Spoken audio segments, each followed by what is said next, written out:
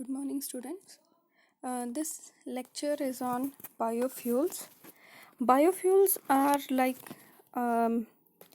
not like fossil fuels. They are generated by available material, but biofuels can be of a plant source or can be of microbial source. So here, biofuel generation by using microbes is only highlighted. So biofuels is not recent. From 19th century, people have been working of use of biofuels. Like ethanol was used in engines, and many engines were designed to use ethanol, that is 100% ethanol, to run engines. So a biofuel is a hydrocarbon that is made by or from a living organism that we humans can use to power something. Hydrocarbons like organic matter, in a short day you can convert it into some usable form, and that can be used as biofuel. This conversion can be anaerobic digestion or simple digestion. So for example, instead of fossil fuels you can use these biofuels. For example, ethanol, instead of gasoline like or ethane you can use ethanol, because ethanol burns very cleaner than gasoline and produce less of carbon monoxide. In the same way, biodiesel, instead of the regular petroleum byproduct diesel, you can use biodiesel. Though it is slightly lesser energy than diesel, it is more corrosive to engine parts than standard diesel. That means you need to modify the engine in such a way that burning happens, but it burns with clearer than diesel, producing less particulate and fewer sulfur compounds.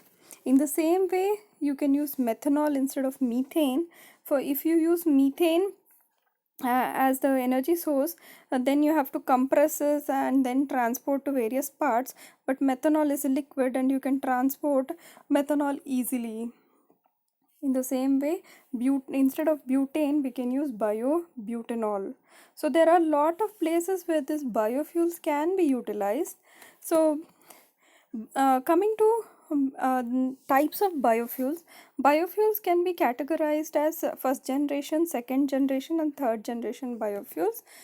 First generation biofuels are also called as conventional biofuels because they are made from sugar, starch, and vegetable oil. They differ from the second generation biofuel in that their feedstock, that is what raw material you start with, is of plant or algal material from which they are generated and is not of sustainable. Second generation is produced from sustainable feedstock. The meaning of sustainable is the meaning is the availability of the feedstock. That means if you use that feedstock, there is an impact on greenhouse gas emission, its impact on biodiversity, or its impact on land use can be seen. So second generation biofuels are produced from sustainable feedstock, and there is third generation biofuel that is majorly derived from algae. So for example, the first generation biofuels are bioalcohol, biodiesel, green diesel, vegetable oil, bioethers, biogas, syngas, solid biofuels. And then second generation biofuels are cellulosic ethanol, certain of algal fuels, biomethanol, DMF, biohydrogen diesel, etc. Third generation are which are used direct cellulose fermentation, basically which involves algal, many of the algal derived also. So here what I have concentrated is on bioethanol, biodiesel, and biogas. Bioethanol, I think we have already studied in production of ethanol.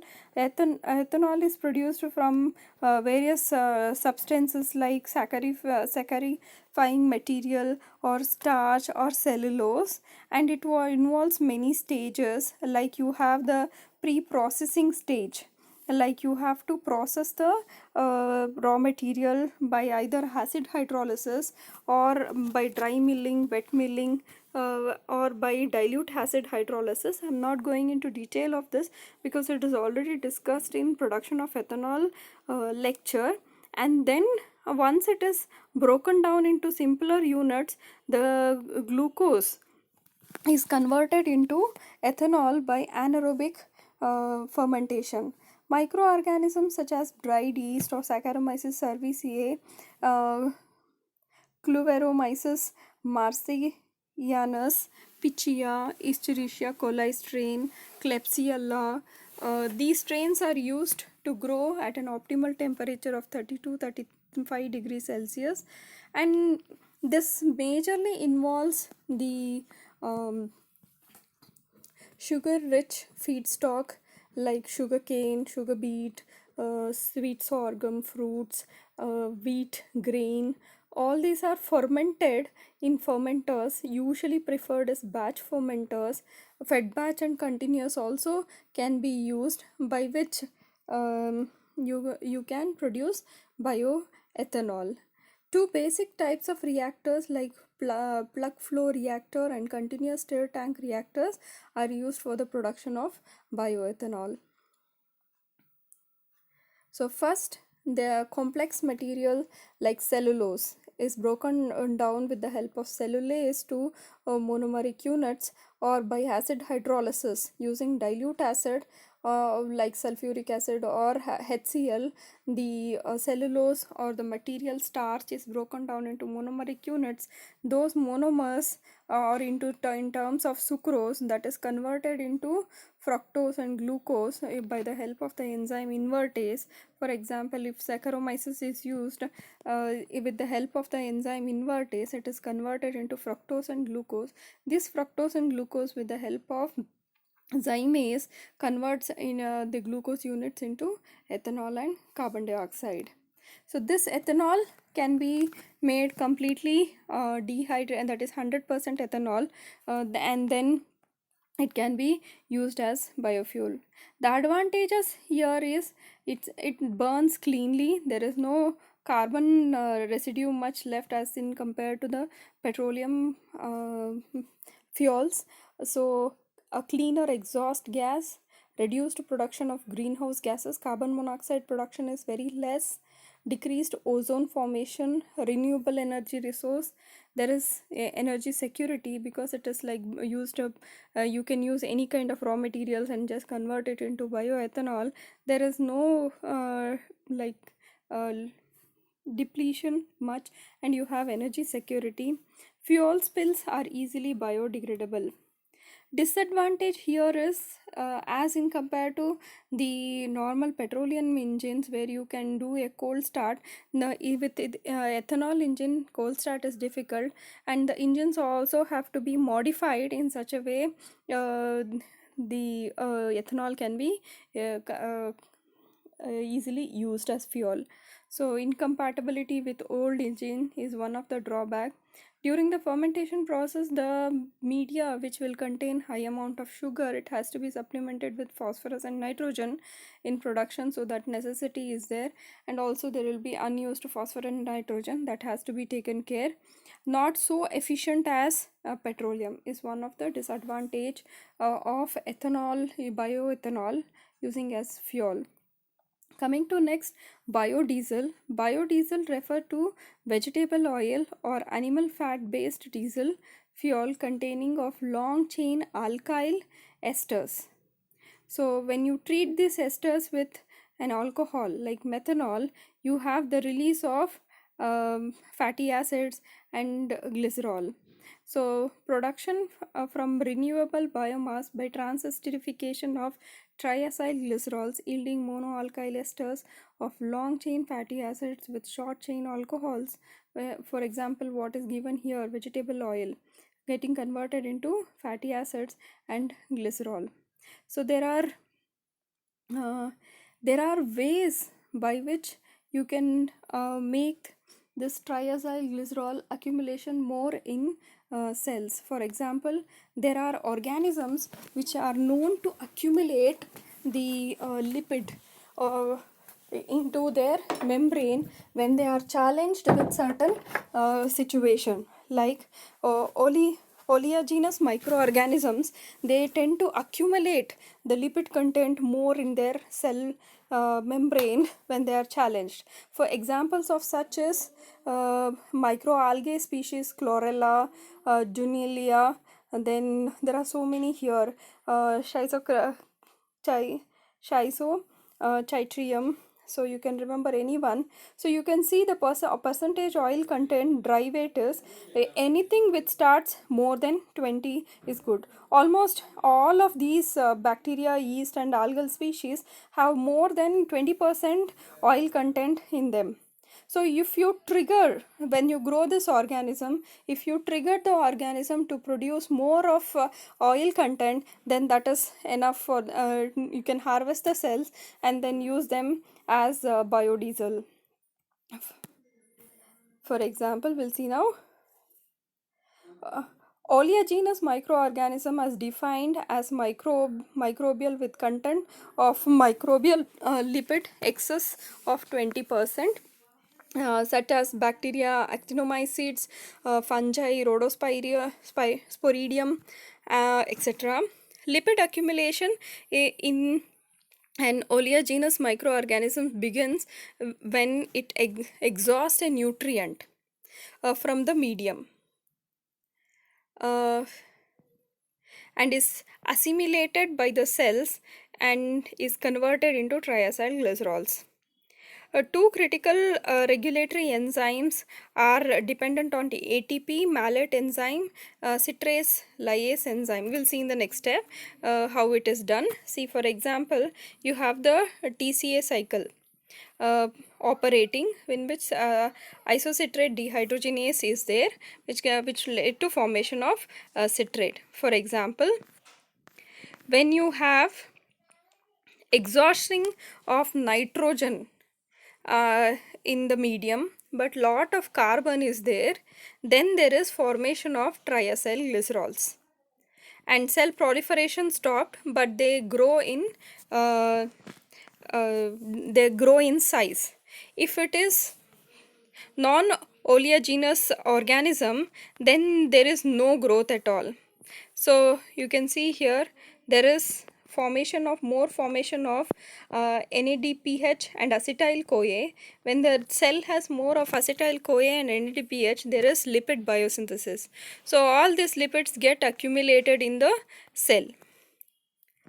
So this can be done by taking an oil, say vegetable oil, and alcohol and a catalyst.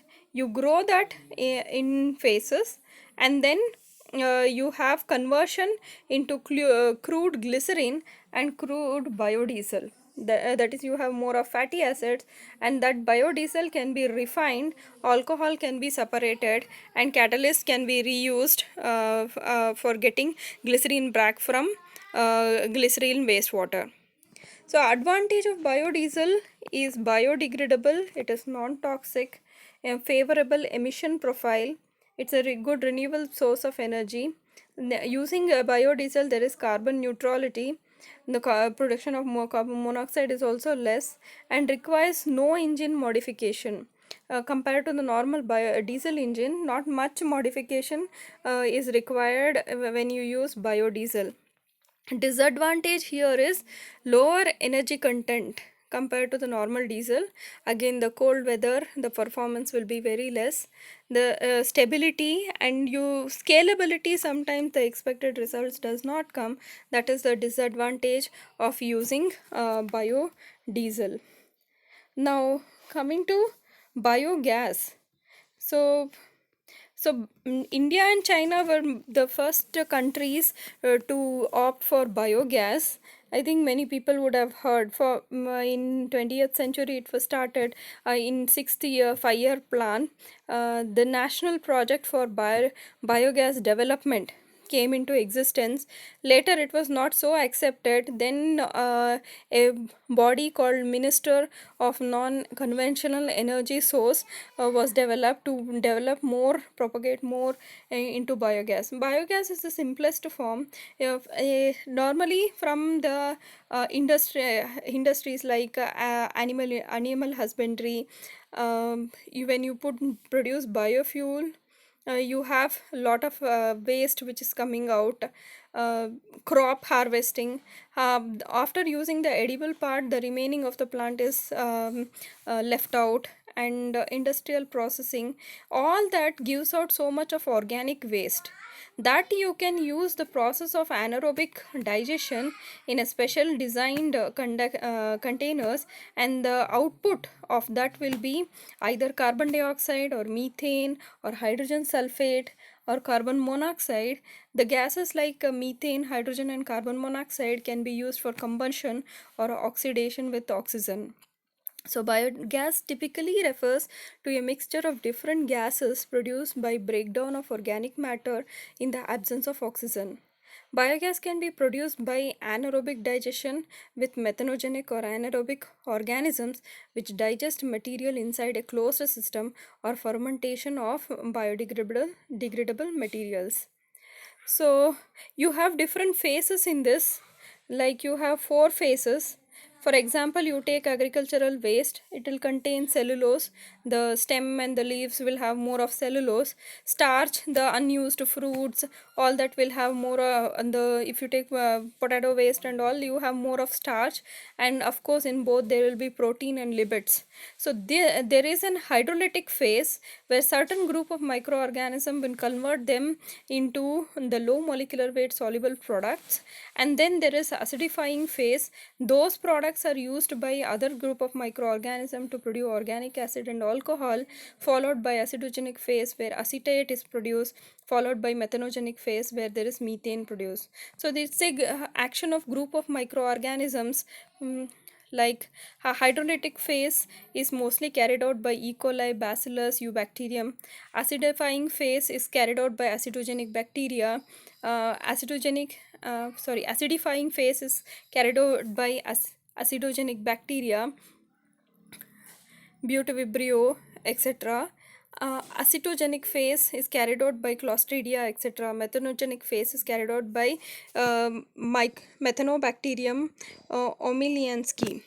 So the advantage here is you can carry out at the normal temperatures, normal conditions of the day, or you can carry out it slightly higher than normal conditions. So that determines how it will be, how which methanogenic bacterium you are going to use.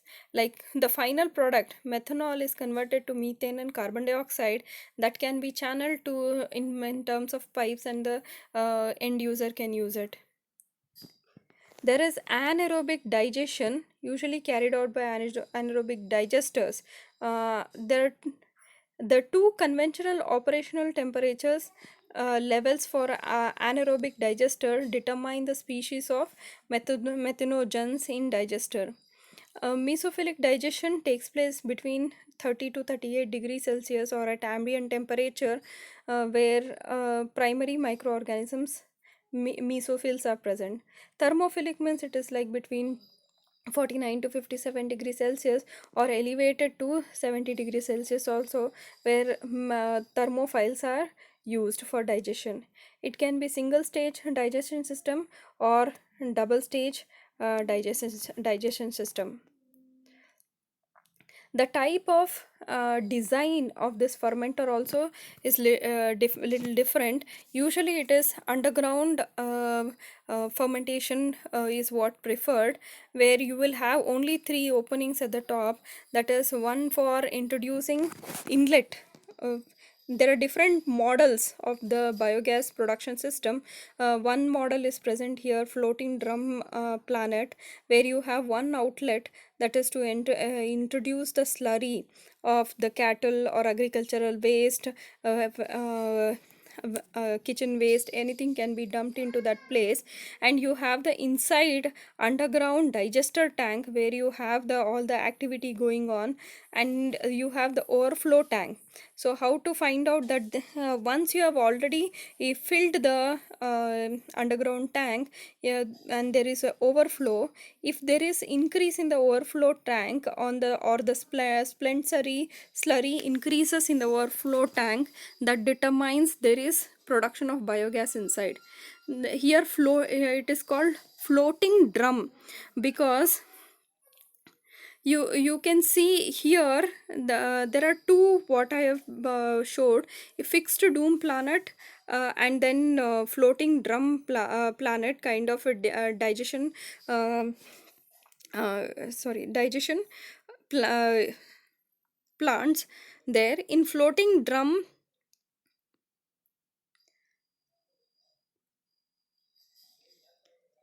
it was the first float designed and successfully used. It consists of a underground digester. The gas holder floats either directly on the fermentation slurry or in a water jacket of its own. The gas collection in the gas drum raises or moves down according to the amount of gas stored. The gas drum is prevented from tilting by guiding frame. When the biogas is produced, the drum moves up and down when it is consumed. So here, this, there is no floating drum here in the fixed dome, and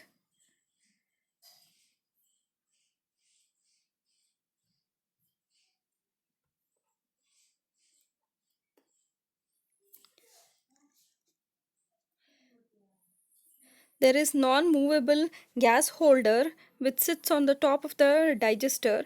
When gas production starts, the slurry is displaced into the compensation tank. Gas pressure increases the volume of gas stored, and the height difference between the slurry level in the digester and the slurry level in the compensation tank determines how much of fermentation is, how much of use is happening of the material inside. Sorry. Apart from this, there are various types of plants which are available in India. Apart from floating drum with a cylinder digester, fixed dome with a brick reinforced molded dome, floating drum plant with a hemisphere digester, floating dome plant with a hemisphere digester, floating drum plant made up of angular steel and plastic foil, floating drum plant made up of prefabricated reinforced concrete, floating drum plant made up of glass reinforced polyester. The advantage here is it has high calorific value. It's clean burning, there is no residues produced, no smoke produced, non polluting, economical, and burns readily. The disadvantage here is since there is storing of the gas, if it is not channeled when the optimal is reached, explosion chances are high, capital is lost, incorrect handling of liquid sludge causes pollution, it requires control and maintenance, need proper conditions and to handle. The use of fuels require removal of carbon dioxide and hydrogen sulfate. There are other biofuels which are available called as syngas. Syngas is a mixture of carbon monoxide, hydrogen, and other hydrocarbons, and it is produced by partial combustion of biomass, that is, combustion with an amount of oxygen that is not sufficient to convert the biomass completely to carbon dioxide and water. Other bioalcohols like methanol, apart from ethanol, methanol is currently produced from natural gas, a non-renewable fossil fuel. In future, more modifications are required. Bioether are cost-effective compounds that act as octane rating enhancers. They are produced by reaction of reactive isoolefins such as isobutylene with bioethanol. Bioethers are created by wheat or sugar beets. Solid biomass fuels, example wood, sawdust, grass trimmings, domestic refuse, charcoal, agricultural waste, non-food energy crops, and dried manure. Uh, when solid biomass is already in a suitable form, it can burn directly in a stove or furnace to provide heat and raise steam. So these were the example. In this section, what I have briefly gone through is what are biofuels, what are the types of biofuels, and or how a bioethanol is produced, how biodiesel is produced, how biogas is produced, what are the advantages and disadvantages. Thank you.